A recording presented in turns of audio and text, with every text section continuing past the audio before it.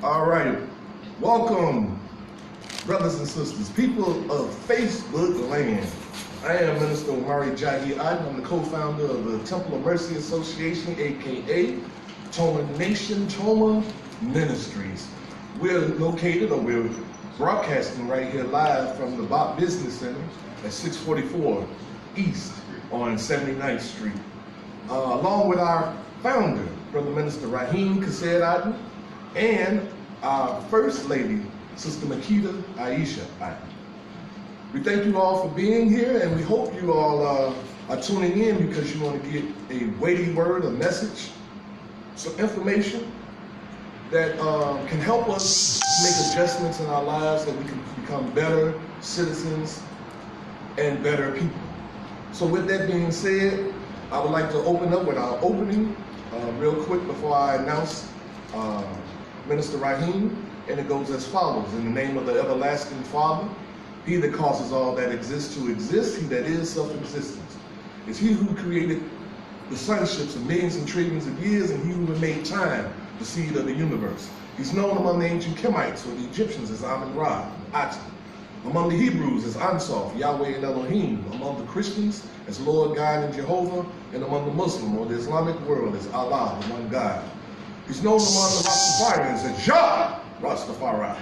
I bear witness that all these names refer to the same one, Almighty God, and it's to him whom I give reverence and to whom I submit. I further proclaim that the blood of all the nations of the earth flow through our veins, and we are of a Nubian Kemetic lineage. I greet you, my brothers and sisters, in the ancient but yet holy words of peace, which are Hotep, Shalom, Assalamu Alaikum, Habaragani, Alafian, and Ashe. That is our opening, and it's basically a message of unity that we should bring out to all of our religious-minded, spiritual-minded people, that there's only one God, no matter what name you call him or call him by. There's only one. So with that being said, please welcome to the podium our leader, our teacher, our guide, the founder of the Temple of Mercy Association, Brother Minister Raheem Kased Aten.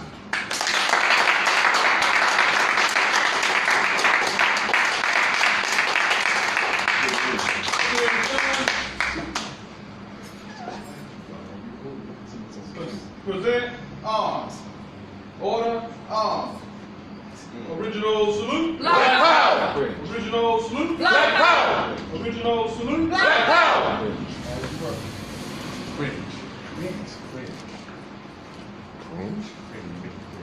Black power only meaning the power to define, the power to develop, and the power to defend that which is in the best interest of black people. How's the lighting in it for y'all? Is that all right? Nope. You can use more light. Can we use a little more light? Okay. Protocol being established as far as our opening, and Minister Omari letting you all know who the founder and co-founder and the First Lady is. I did not want to be repetitive and saying it over again, knowing that the next speaker coming up will be saying it also. And so I don't believe I do have the authority and privilege to do that. All others who desire to do that, please ask before doing it, permission, because I don't want to start and let everybody feel like when they get up here they can say that and do that to get away with saying the opening. So, I am the Brother Minister Raheem Kased Aten, and I just would like to say to all of those in Facebook land that if you've been studying our lectures and studying the words, as someone said in a movie, that's coming from my mouth, then you should by now understand that we in the TOMA Nation, or shall we say Temple of Mercy Association, don't use social media to play games, chat, and talk crazy, and have fun. But we use social media to speak on social challenges that black people have in the United States of America and in the world. A lot of you see videos, a lot of you see other people taping incidents that happen in our community, people getting shot, people getting hit by cars, people fighting, police brutality as it takes place. And the TOMA Nation, we decided to come live on Facebook to give solutions to our challenges, to give another perspective on what we see happening in our community and what you see that is shared with you on Facebook. The TOMA Nation has been around for over 26 years doing what we do, addressing our issues, not just social issues, political issues, spiritual issues, personal, physical challenges. Because in our movement, we believe that there's a solution to every challenge. We believe, without a shadow of a doubt, that that which is on the bottom eventually rises to the top. We know that we're not the only one who believe in that universal law. It's a universal law. And statistically speaking, we know that black people are on what we call the economic bottom. Why? Because we are more consumers than we are entrepreneurs.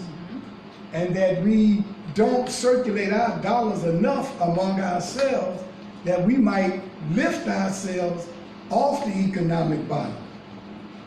One of our elder legendary Buy Black advocates says we're not just on the bottom, but we're on the rock bottom. And being on the rock bottom, based on the natural law, is saying that we should not be there forever. That we should one day rise up out of that condition and be back in the position that we once were in when we got here on this planet. We were the first people under the light of the sun. I mean, on this planet, we were the first people under the light of the sun. That's not a racist statement, that's a historical truth.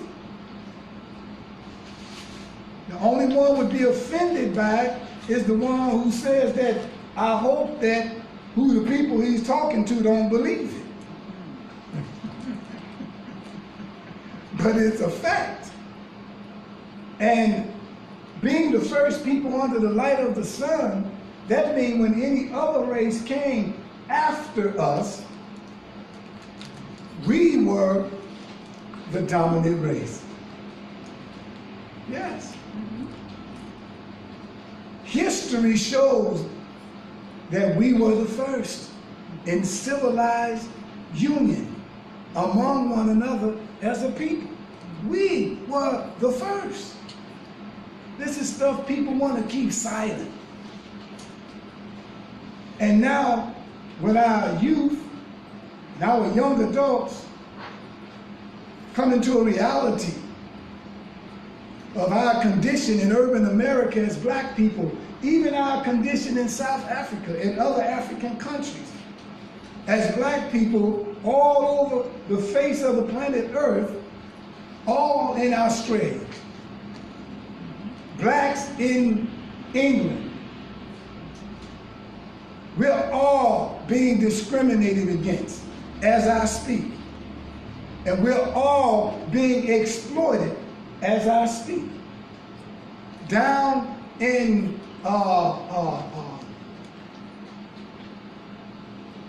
Australia, alcohol is the #1 killer in Australia among black people.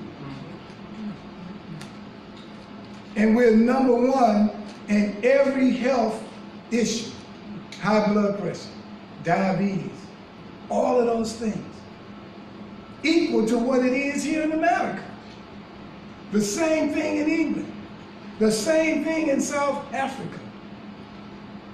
AIDS,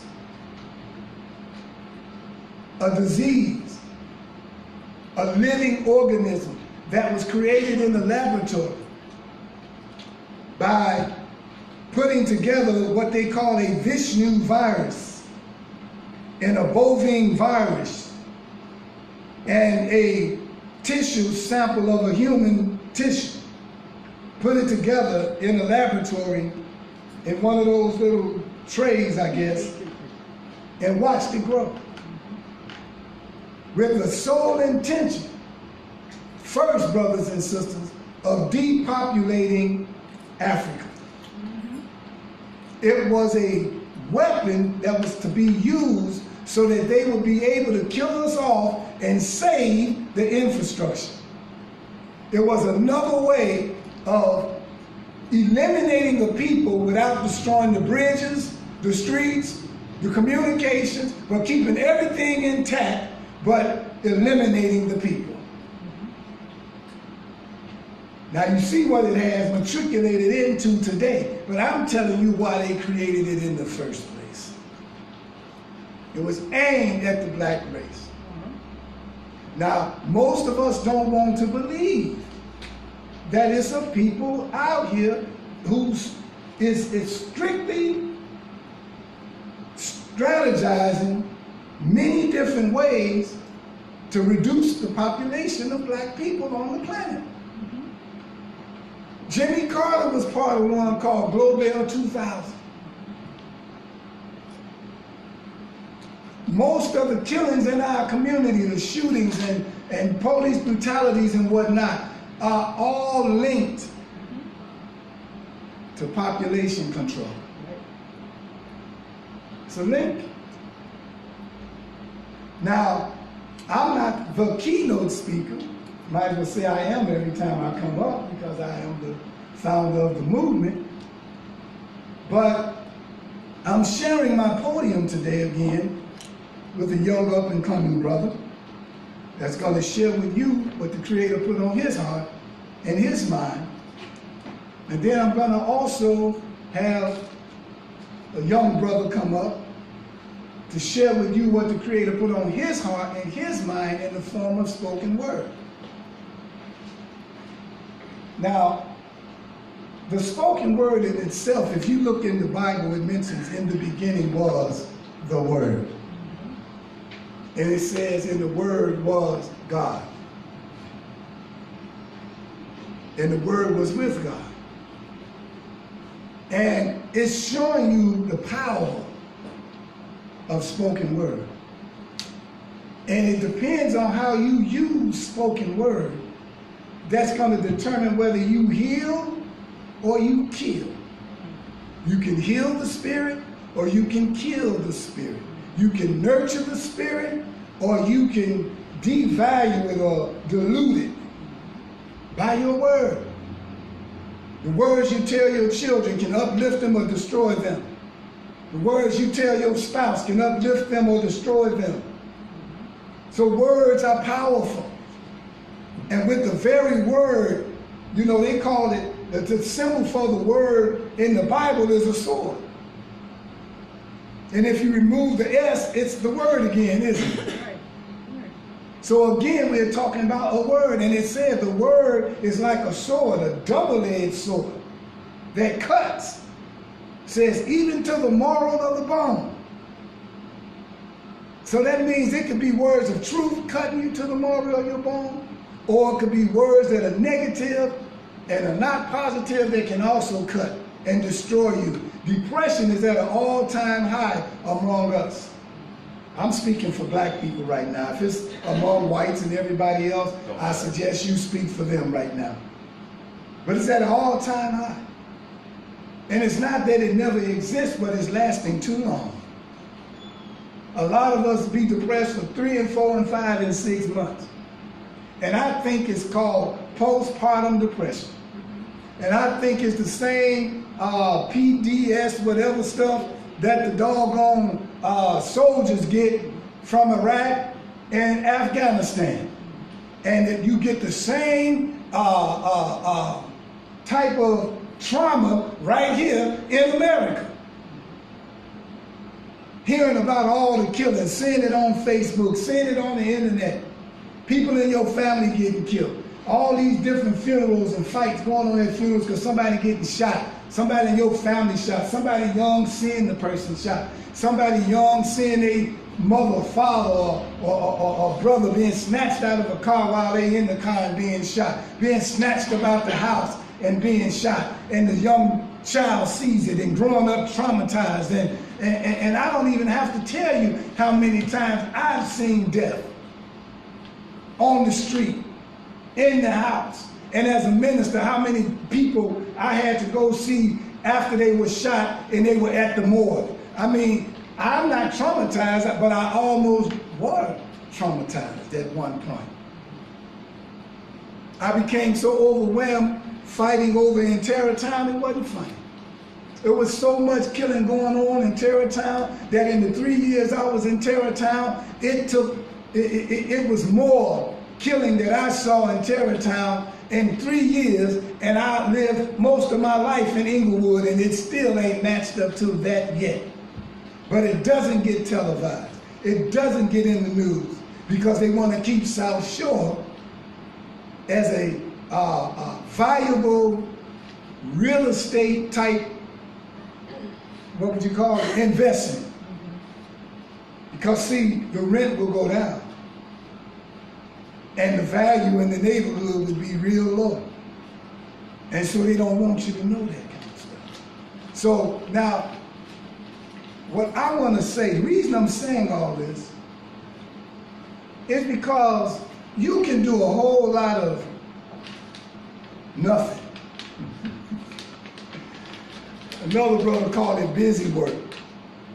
In the Bible it says a way that seems right.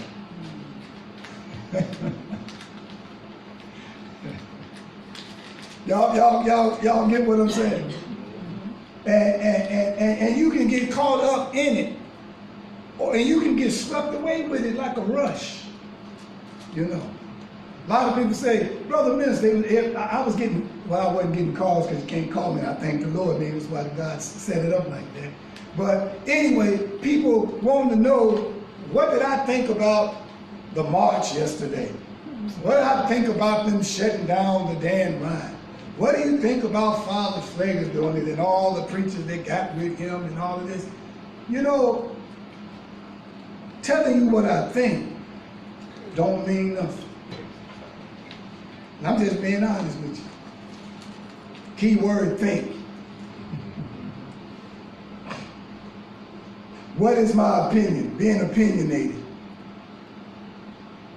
You know, if you ever looked at the plugger, you would see on the plugger that we put out dealing with TOMA Nation that I don't call myself at that time a messenger or a minister, but the term that I use is interpreter. Because a lot of stuff that's going on, because of the way that the wind blows, we just seem to follow it for the sensationalism that comes with it. Y'all feel me? Are y'all feeling what I'm saying? You know, we follow sensationalism. And my God, I saw somebody filming whose car was stalled on the expressway, and he said, look, this lady done jumped out of her car and she's selling tacos. That's smart. In other words, she took advantage of all the stalled cars, you know, and since she couldn't get to her place to vend, she figured, why not vend here, you know? Hey, That's smart. took advantage of the situation. So, you know, I'm just showing you how we are and how we can kind of, you know, blend into something, make it work to our advantage. But I want to say something just so you can think. And I'm going to read this. And it said, do you want to make real change? And it said, here's how. But it's spelled two different ways. It's spelled H-E-A-R-S, here's how. And it's spelled H-E-R-E with the, yeah, apostrophe S. Here's how. So now I'm going to let you figure out which one you choose to hear. Here's how. First, you need to know a statistic. 7 people were shot Saturday, even though the march was for dealing with the violence in the community. But 7 people were shot. 7 men were wounded Saturday in shootings across Chicago during that 24 hours. And then on that Friday before that Saturday, 2 men were killed and 5 others was wounded in Chicago, dealing with gun violence. So if 7 was shot on the day of the march, and 5 was killed the day before, and I'm sure some more are going to be killed today, would you then consider that a successful march? If they said it was for stopping the violence. Nope. Then shouldn't that raise a red flag to say the march then could have been really for something else? Yep. Yeah. Who would like to keep having failed projects? In other words, that was a deception.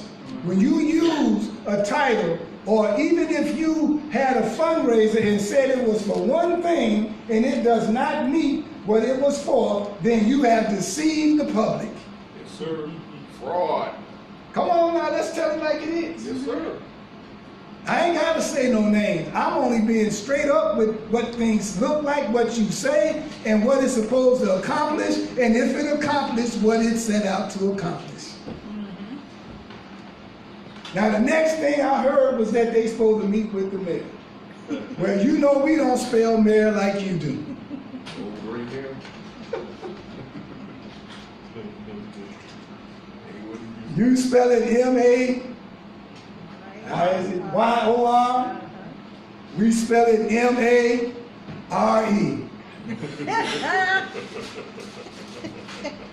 I told you about words, didn't I? Yes, sir.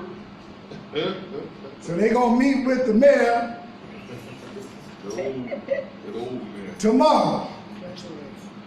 He just don't happen to be at Brookfield Zoo. Now,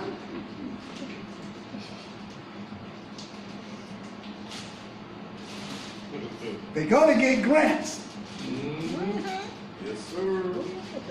All about money. to get a bigger Band-Aid for a wounded community that's been wounded even before the 90s. When black leaders, what black leaders need to do is launch a campaign and a boycott of the major corporations. Thank you. Now, before we deal with major corporations, let me say this. Webb Evans, our great matriarch, or matriarch, or whatever you want, I can't find the word for it because I'm trying to think of something. Thank you all. Boy, I got some smart membership. I love it. He said there was a march happening back then, and Ed Garner was doing this, 2007 or 6. This is what he said about marching. He said, many people are congratulating Mr. Ed Garner for the action that he has taken to get the city to hire more blacks on the job of repairing the streets of Chicago. He said, I was with him in the march. But since the march, I've been thinking, why would we have to be marching in the streets of Chicago to get the mayor to do what we elected the aldermen to do? Thank you.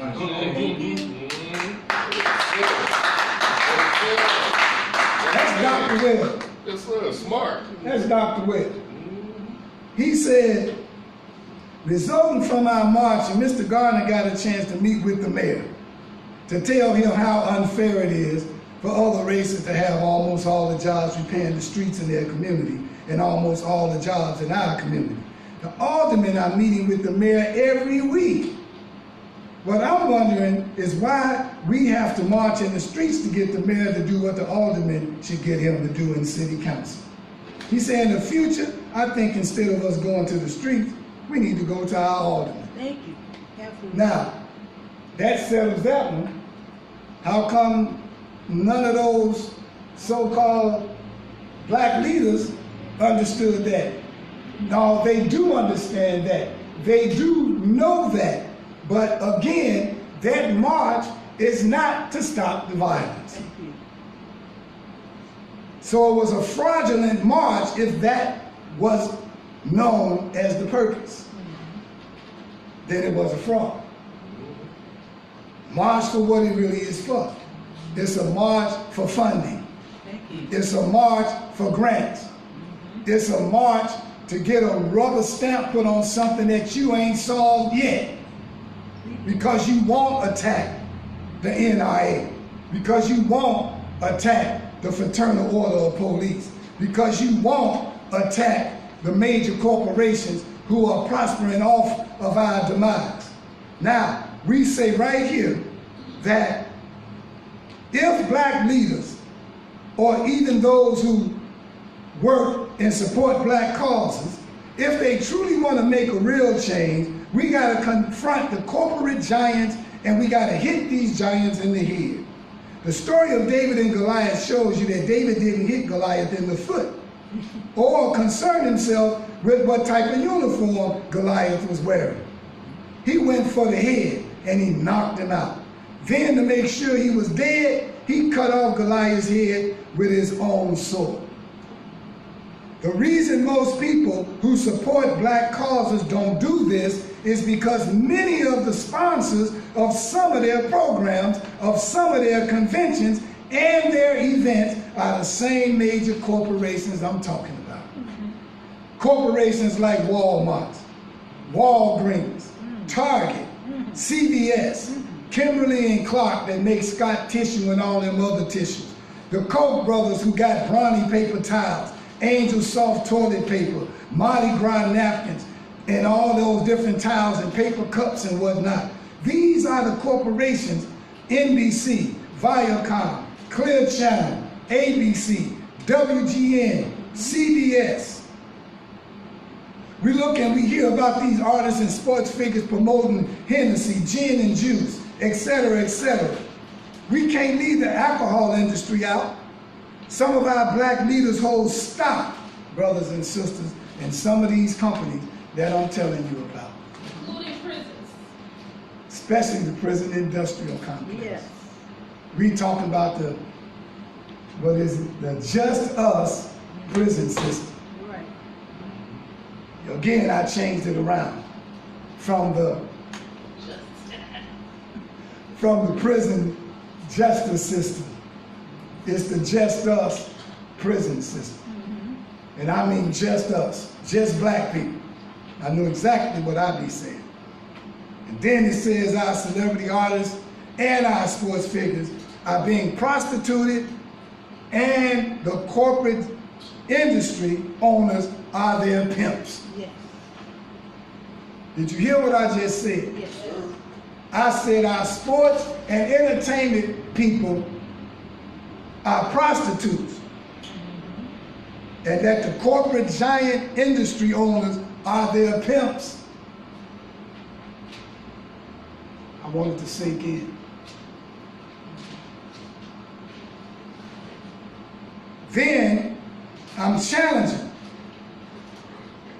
all of our so-called black leaders and people who represent black causes who sometimes get on celebrity artists and tell them they should have been thinking when they go against their slave master like Kaepernick and others in the past, Kanye.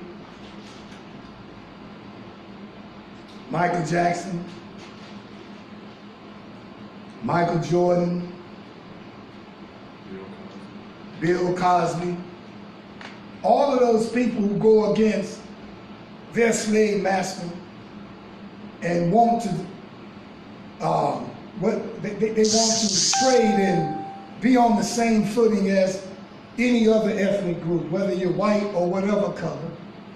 And every time you work to get to that level, and you even have the wealth to make it to that level, to invest in things on that level, they tell you that you are out of your place. How dare you? How dare you bend your knee at the Stars and Stripes? There was a group of athletes that were sprint runners in the past. Right. 3 of them Right. won gold medals Yes. in the Olympics. And when they got ready to be recognized, they raised a black fist. Mm-hmm. And the same thing that happened to Kaepernick happened to them back then. Mm-hmm. Craig Hodges, a brother who decided he gonna go to the White House with his sports team, and he was gonna wear African garb. Got not kicked out of basketball, but the whole NBA. Right. So I want you all to recognize the reality of what's going on, that you're gonna have to sacrifice. You see, when Martin Luther King said, don't ride CTA bus, and they didn't ride it for a year, he almost crippled the CTA. That's a corporation. Right. When he got ready to expose Vietnam, when the Jews had all the rubber trees already set with their names on it, Goodrich, Firestone, Right. Michelin, and all of those people had their hands on those rubber trees to make all that rubber here in America, and they split North Vietnam and South Vietnam when it was just really one Vietnam at that time. Well, they had to get rid of Martin Luther King because he was messing with them economically. Mm-hmm. King Bridge is the same thing. They don't care if you march. They don't care if you talk about your little civil rights. Matter of fact, they'll fund that.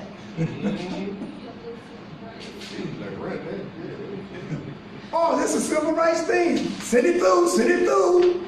Grant them. Y'all better think. Think. I said put yourself in the same position. All you black people who say you are our leaders, black people who say you are our activists, and white people who support black causes, let me see you start turning down sponsors that have anything to do with promoting negative images. If we find out that you're selling guns like Walmart is and Sam's Club, when we find out that they're doing that, let me see you turn those sponsorships down.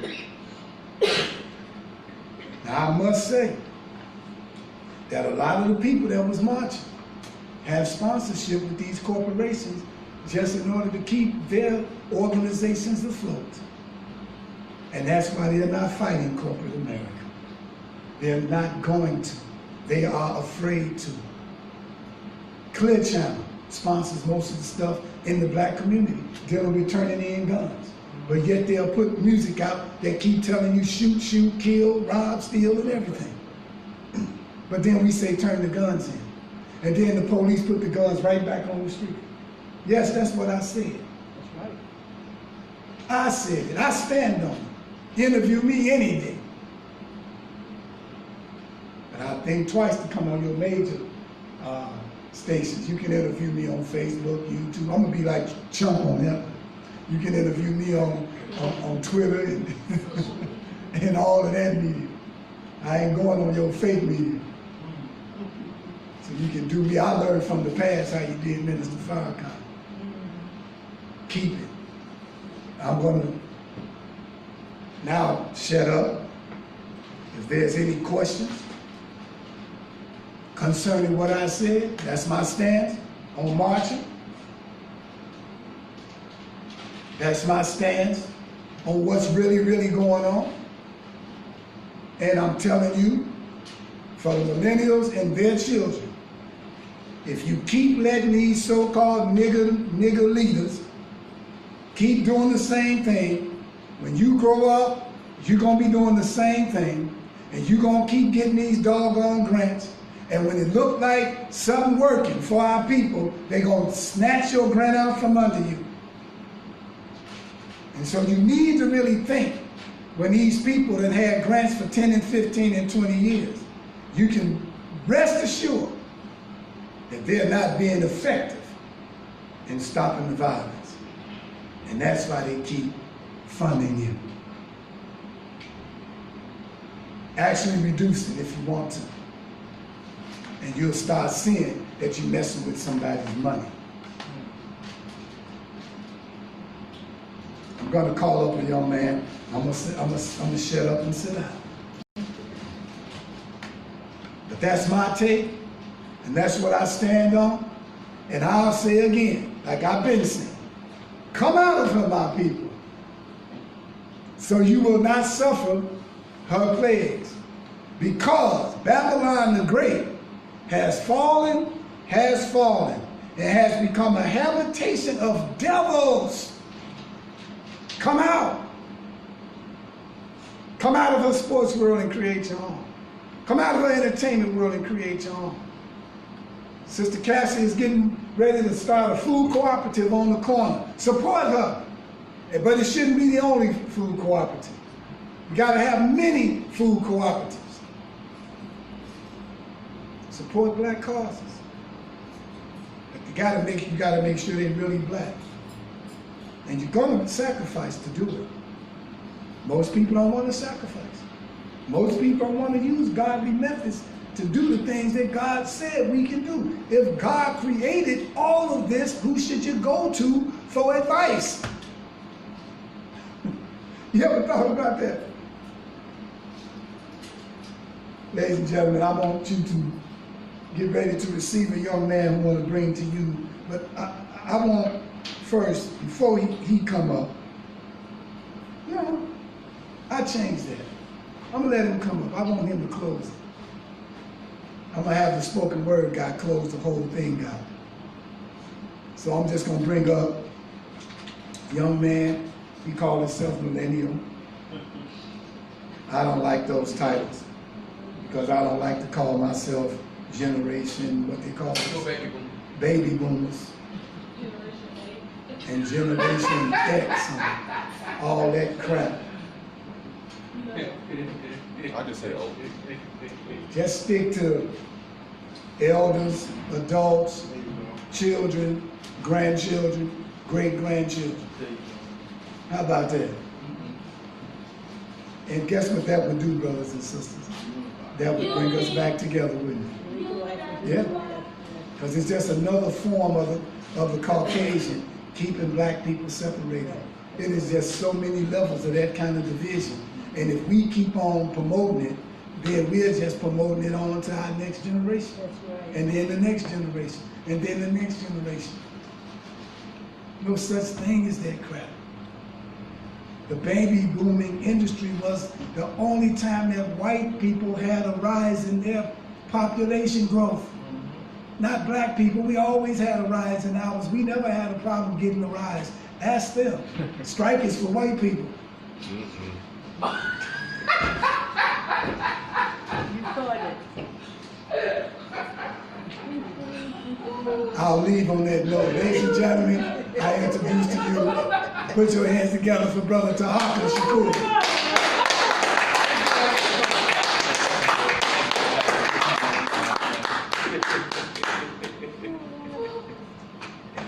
I did it. I'm sorry, let me get Oh wow, peace, peace. Peace, bro.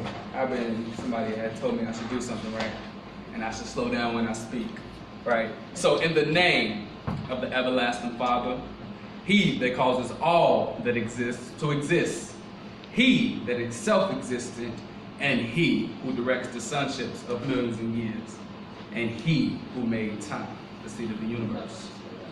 Known among the ancient Kemites as Amun-Ra and Aten, among the Hebrews as Ansaf, Yahweh and Elohim. Among the Christians as Lord, God, and Jehovah. Among the Muslim and Islamic world as Allah, the one God. Among the Rastafarians as Jah, Rastafari. Among the Yoruba and Ifa tribes as Olumare and Obatumula. I bear witness that all of these names refer to the same one Almighty God, and it's to Him who I give reverence, and it's to Him who I submit.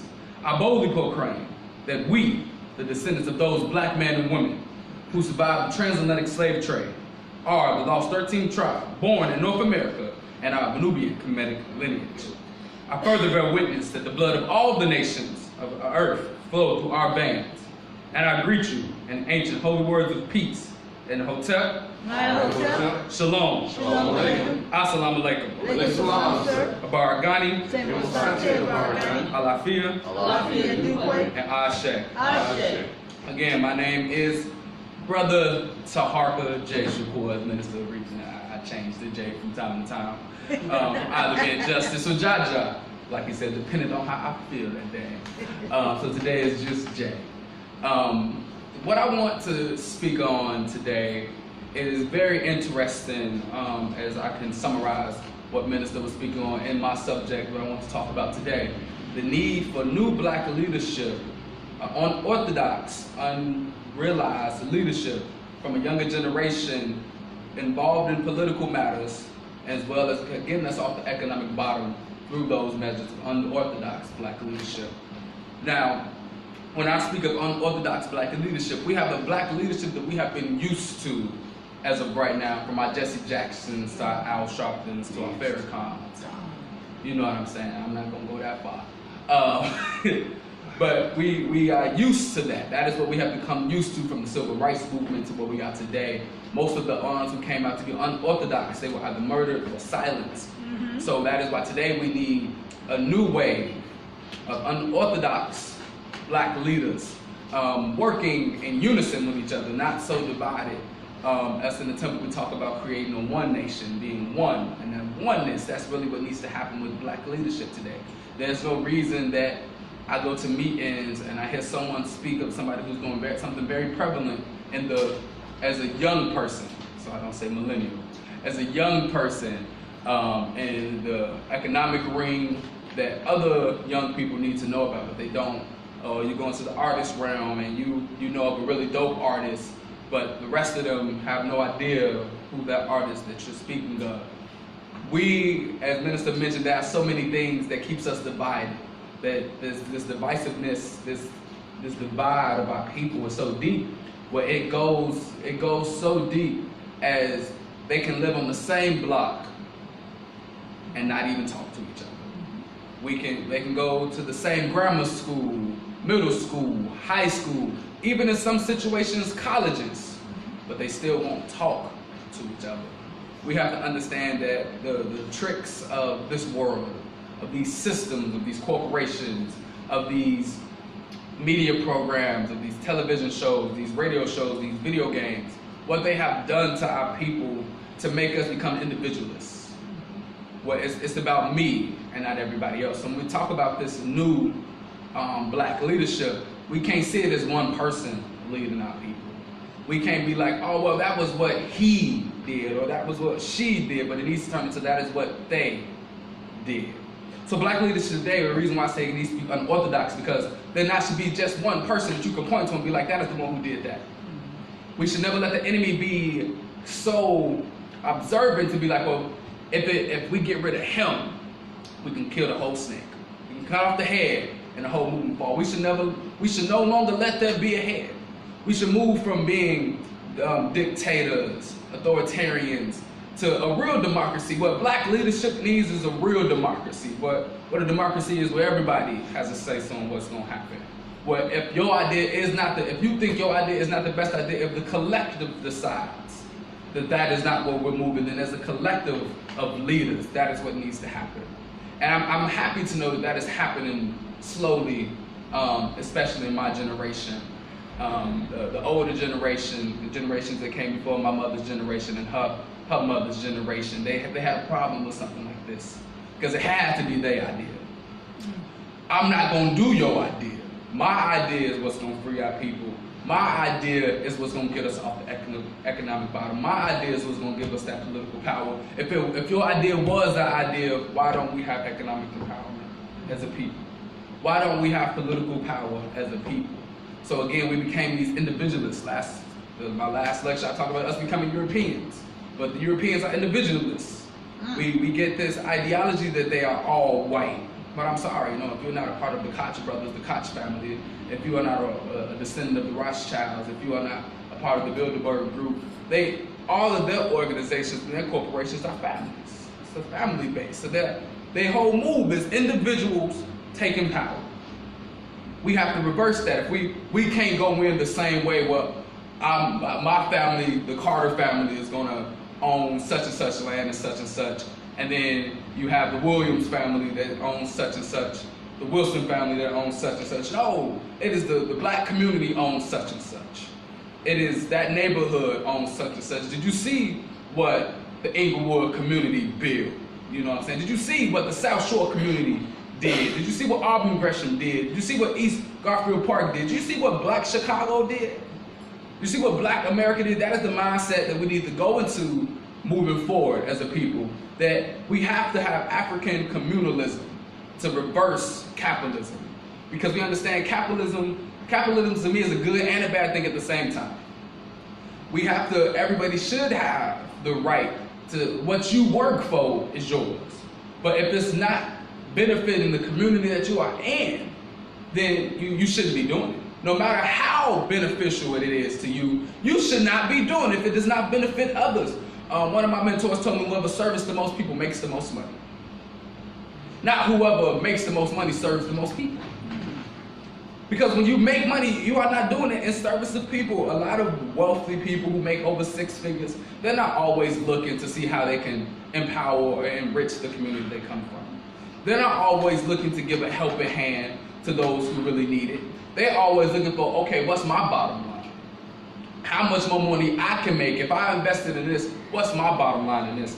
And not as in, what can future generations gain from me doing this today? We are in the microwave generation. We want everything fast. We want our food fast. We want our money fast. We want our technology moving fast. But we have to understand that we have to slow things down right now, because wanting things fast has gotten us nowhere. If you get it easy, you can lose it easier. We have to understand that is the time that we are in today. That if black people was to survive, if more than just survive, if we were to thrive, we have to let the ego go. One of my friends, Danny Boss, he says, it's not about ego, it's about how we go.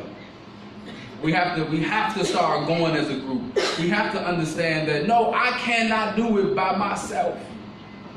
I need to work together. Minister talked about what unity looks like to him, and I definitely love that ideal of what unity is, especially for black organizations.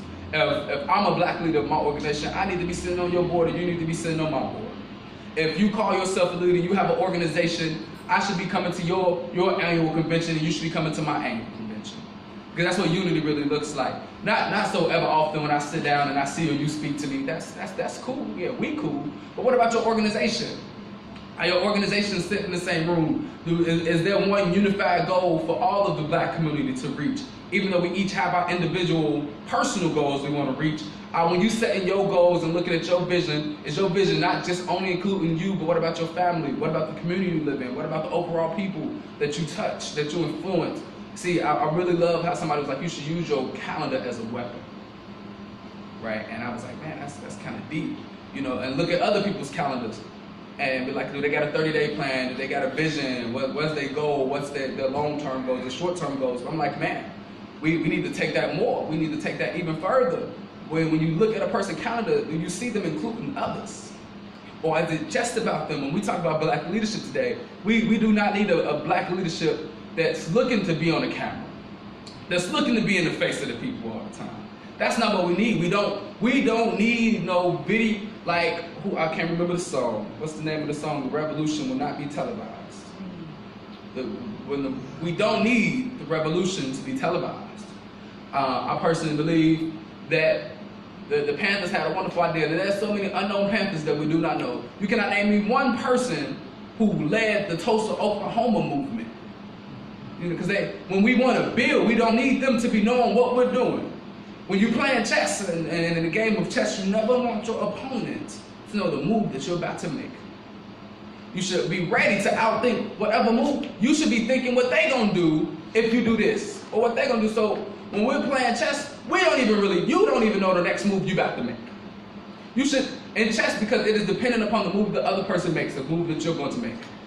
So in chess, we should never let them know what move we're going to make when it comes to the business we're doing in life. And the best way to do that, if you have multiple people at the table, because their minds might change. Like if you're meeting and your collective is a group of 13 people, one meeting, 7 of y'all is there. The other 5 or 6 don't know what's happening. But you don't put it in an email what y'all talked about. You wait till all 13 of y'all are around each other again, then you speak and talk about it. Because now the idea changed. That's not letting the enemy know what you're doing. Because if you are now communicating what y'all talk about with the 7 to the rest of the 13, you have to be very careful of who might hear it. And even in your 13, it might be a reason why they didn't show up, because they might be sitting in another meeting talking about how they're going to destroy that, what y'all working on. So that, when we think about that as a problem in black leadership, that some of us ain't really ready for unity, right? But then that has to be the filter out process. You can really see a person's dedication to our people. You can really see what part of their skin they're gonna put in the game. Like what it's really worth to them. Are they individualists who just see this as something to help them grow, or they see the final picture and the outcome of what we're working on as a team? In the temple, we are an anomaly when it comes to so-called black spiritual religious organizations. Because most of the organizations and spiritual groups that's out there, they are not looking so much to redeem anybody. They are not looking to save the ones who fell through the cracks. As we know, that they give us a lot of funding for preventive but not redemptive. We are the ones that's willing to go in the streets. We are the ones that's willing to talk to them and work and be in that community. Most of us, we build these big mega churches. We build these big groups, and then the people that's coming to your church don't live in that community. I believe that needs to change. Minister May mentioned about what the Black Mall is doing with the co-op. Now, not only is it a food co-op, it's a lot more than just a food co-op. There are community-owned, community-operated businesses that gives the ownership back to the community. They decide what goes in the store.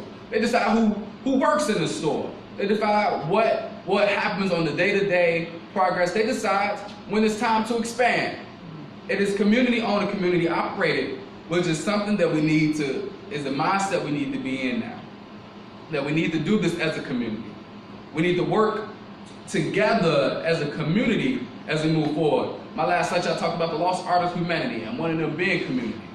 One of them being us being able to unify. Integration, this unified black people.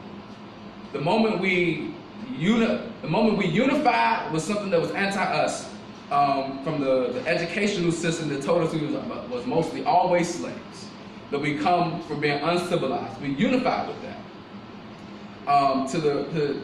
To the knowledge of us being economically disproportionate to white America, we unify with that. That we don't, the majority of people don't know who S.B. Fuller is. I didn't know until I joined the temple who S.B. Fuller is and what he did for our people here in Chicago and laid the blueprint. There's still a bunch of people who have no idea who Garvey is and what the UNIA did and the ACL. There's a lot of unknown history, like a lot of people can't tell you, even though they see a picture of C.J. Madam Walker, but what she did and who she was. See, when it comes to our economic empowerment, they don't talk about that. They don't show us the real history because they don't want us to unite with who we really are. The most powerful thing that I can truly think of that I've been having a conversation, a lot of people tell me that I personally only tap into one part of myself. And that's more about logic. They told me that I was emotionally immature because I try to cover that up with my logic. And thinking about that really, when we talk about how you can unify with people, well, if I'm not tapped into my emotions or if I'm not tapped into my spirit, Because when I asked that person what they were talking about, they was like, well, the other two you ignore. You got the mind, but you don't focus on your body or your spirit. And I started thinking about that. I was like, well, that's true. I do shield myself from certain things and from certain people, and not opening up. But for the black community to be healed, for us to truly unite, we have to be vulnerable. We have to open up the trauma that has been affecting us, because we have to talk about it. How do we decide how are we as a people going to unite if we can't trust each other? We have been so misled, so miseducated, and we have to now understand that it is time for us to open up. It is time for us to come together, and really the only way that we can get free is if we was to do it with each other, if we was to heal each other, if we was to come together and really talk about the trauma that some of our 7-year-olds seen ever since they, at a very young age, they walked outside and they seen their brother get shot in their front porch. Who can they talk to? There's plenty of 7-year-olds out there today who experienced something like that. Or the sister who was raped by her uncle. You know what I'm saying? That she loved so much. And most of us got stories like that. Or seen something like that, or heard somebody's story like that. I don't understand why there's a majority, and it was deep, because my mama, because we blocked that stuff out. Something major might happen in your life, but to protect yourself, you put it in a box and you don't share it. You let it, and you let it just go deep inside your subconscious mind, and it affects you, and now you don't even know what's affecting you. You don't know what trauma is affecting you, because at a very young age you blocked it out, because when you did try to talk to somebody, they told you no. And that is a problem, because the same person who told you no, something happened to them, and they just blocked it out. We have to remove those blocks. That's why it has to be an unorthodox new team of leaders. Black leadership needs to be changed. We have to be more open. We have to be more caring. We have to be ready. As Mr. tell me, I have to be on call 25 hours a day, and I'm like, it's only 24. But 25 hours a day. We have to be the vessels that connect them back to themselves. And the only way for that is to get us to open up. We have to open up so they can learn that they can open up. That we have to be connected with ourselves. We have to love ourselves so we can teach them how to love themselves. Because if we want to get off the economic bottom, Minister mentioned it before, that when Jesus came, the Jews were more Romans than the Romans. We are now more European than the Europeans. So we have to learn how to be ourselves in this time. That has to be a form of leadership that shows them who they are. Shows them that we do not have to be of this world. That we can be in it but not of it. That we can live through it but come out of it really thriving. And I understand that we as a people, we can do that. That if we start listening to each other, like truly listening, not listening to respond like most of us do, but listening to really hit them. For us to really get past what we are as a people, it is time to, most of us had journals or something we read, and it's time to open that journal up to the world. Because if we have to have open transparency as a people to go forward. And that itself will flush out the ones that's not really about it. Or it might revert them from being agents to really being with it. Because now they see that the people who sent them in to destroy ain't really for them, and we are really trying to heal. We talk about we can't fight hate with hate. We can't. We cannot fight hate with hate. We have to, because that is what they want us to do. If you look at history, when they freed us from slavery, they were so afraid that we were going to react just like them. They want that to happen. They antagonize us. They pester us. Police if you've ever been pulled over by the police, and this situation just happened, it was crazy. It built on top of another situation. So we got pulled over by the police, what was this, Friday. And they was trying to antagonize us. They pulled us over for no reason. And the passenger, who was the owner of the car, kind of turned up on the police without really turning up on them, asking why they really pulled us over. And they gave us no answer. He said, I don't know. Right? So they do things just to piss us off. And now they keep going. And then fast forward to the next day, I was going to pick this person up.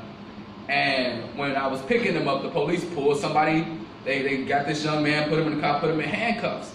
And when we went to go ask them what the young man did, one of the police officers kept on antagonizing the person that I was with, because we have to understand they want us to react. They want us to be like them, so they will antagonize us to push it to that point where they can validate why they reacted the way they reacted, because they want us to be them.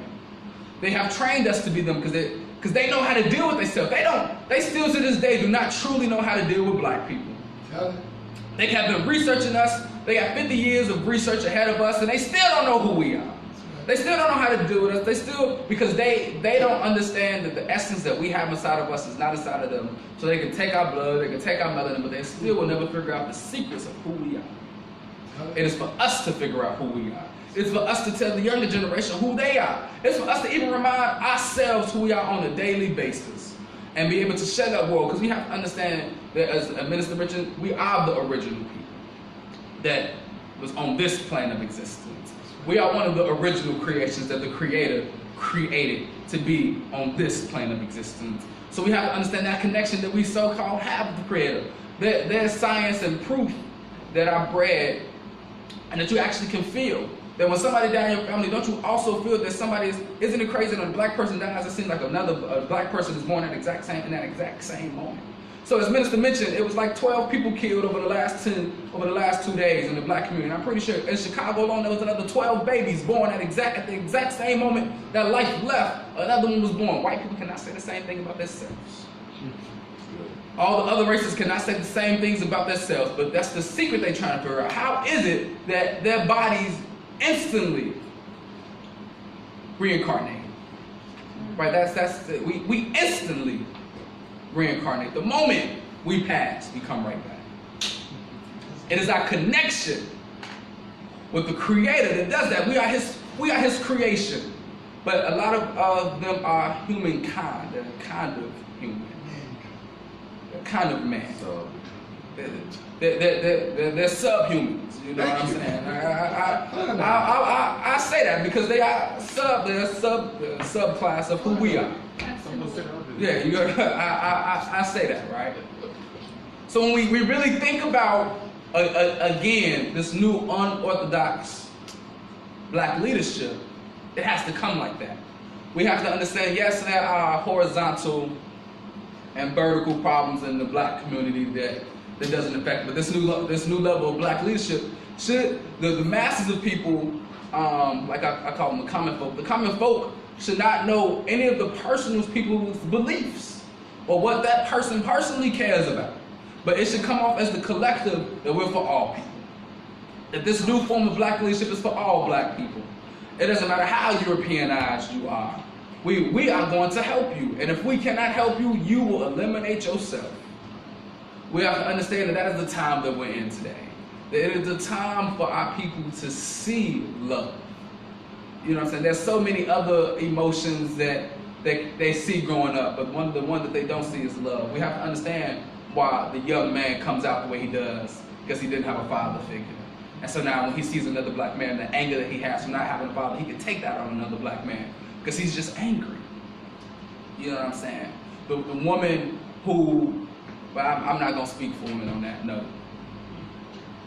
The women who, you understand, who go through what they go through and then grow up in life and now they are just,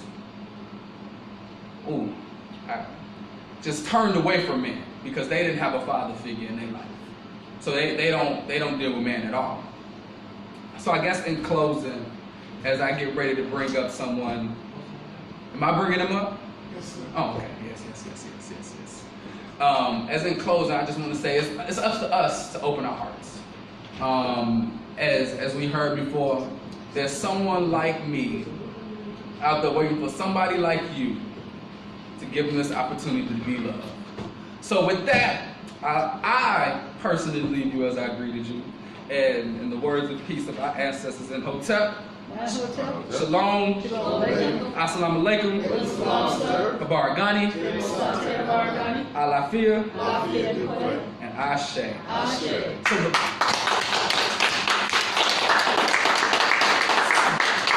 So I personally have the honor to bring to you guys somebody who I personally feel is one of the most intellectually exciting spoken word artist. One of my favorites. He has came and shown me even a more deeper side of myself, something when we talk about the three sides, one of them he's really getting me to tap into personally myself. So without that, let me bring up Darren Bailey, aka Soliloquy, the Scribe. Give him a hand, y'all.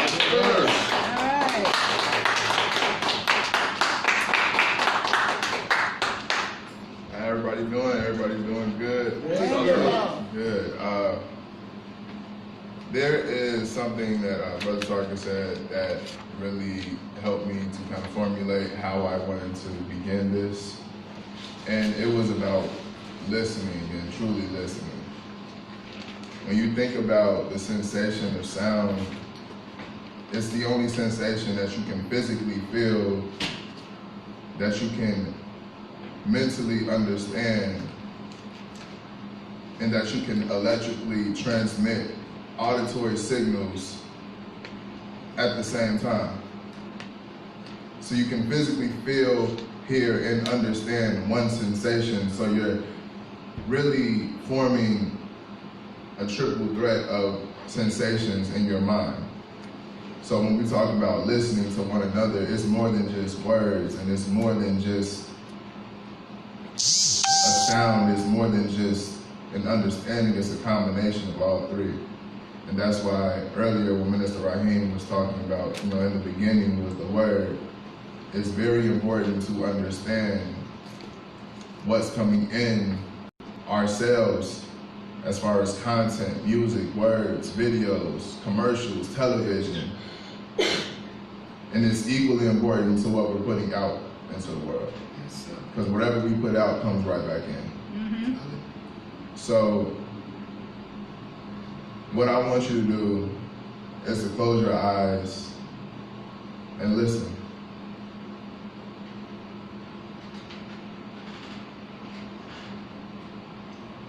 The day of my birth, on November 1st, I became enlightened. I came from a place as dark as space. So I cried because I was truly frightened. Twisting in and out of dreams until all the lights were brightened. I received the mother's touch in, so now my senses are heightened. There are not 8 planets in the solar system, there are actually 7. The one that we all call Earth is actually known as heaven. Mother only dwells in simplistic perfection, and here I am, her living, breathing reflection. I know for a long time I continually had you stressing, but now I can finally thank you for the ultimate blessing of life. Because you tricked the devil, you tricked him twice. You tricked him 3 times, you tricked him thrice. Because for you, 1 + 1 is not 2, it's 3. You, Pops, and me, the Holy Trinity, the top of the Ankh is the other half to infinity, AKA the womb, where I'm gonna need some leg room if here and now I can explain the egg room. Bright, yolky, yellow, cool and mellow. The smell of freshly scented skin and melting jello. Wait, where do I begin? Oh yeah, the egg room. You built rooms for babies without breaking any sweat. A room for butterflies to be groomed I will never forget. The many angry nights and how you never slept. Our many shameless fights and how you rarely wept. You rarely wept, but you always worked through hurt, through dirt, through shame and pain, no matter clear skies or stormy rain. Rooms for babies were built by using your brain. You kept pushing when your brother was slain, and even now when you found your son had a demon with a similar name, but then you became way too weary, too tired and too spent, but still genius enough to give me half the blueprint. Knowing that I would know where the other half will go, the other half to eternity, where I never need leg room. this is how I will recreate the egg room. Are you impressed with simple magicians bending spoons with their minds while I'm bending the universe with mine? See, they need pennies for their thoughts, but I need dimes. They call it quantum mechanics, that I'm in and out of rhymes, but really I'm truly only simply freezing time. While they stand there frozen, I am flying. Unquotable, unfoldable, unshakable, unmakeable. This is serious. Asterisk takes hand. Who's the stronger one? The man that makes things or the thing that makes man? Ring, ring, this is God speaking. How can I help you? What? You're complaining to me? You're only alive because I let you. Still a fool like an ice cube, thinking that the sun couldn't melt you. Don't disrespect your mama, but she had to come correct you. Yep, she blessed you with your first breath, and you using your breath to curse whom?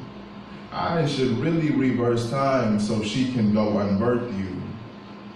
Better change your ways now, because you're heading towards your worst doom. Never, ever forget the one who built your first room. Thank you.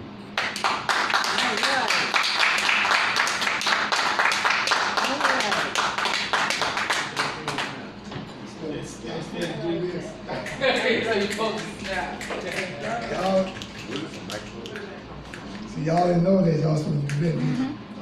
Well, all I want to say is that, as you can see, if I'm still alive, am I still alive? As you can see, Facebook, this movement has all kind of gifts and talents, but it ain't the gift and talent that we want you to recognize. We want you to recognize how the creative force uses us. When you tap in and you open up, you'll see that it works in you and delivers a message to your people. We've done this in the past. We did it through drums when we were in so-called slavery. We did it in our songs. We were giving people time and places of meetings, and we was giving people rendezvous points and places where we meet up at and things like that in our songs, in the drums. We did all of that, and that's what you just heard today. You heard God use me. It didn't matter how old I am or how young I am, but he used me, then he used Brother Taharka, then he used my brother Darian. I can't say the name that he called it, Soliloquy or something like that. Yeah, the scribe. The scribe. And so that's all I wanted to say. But look, be with us every Sunday from 12 to 3. We go live at 12:30, right here at 644 East on 79th Street at the Bach Beer Center. We are the TOMA Nation. Signing off. Talk to you soon. Peace, peace. Peace.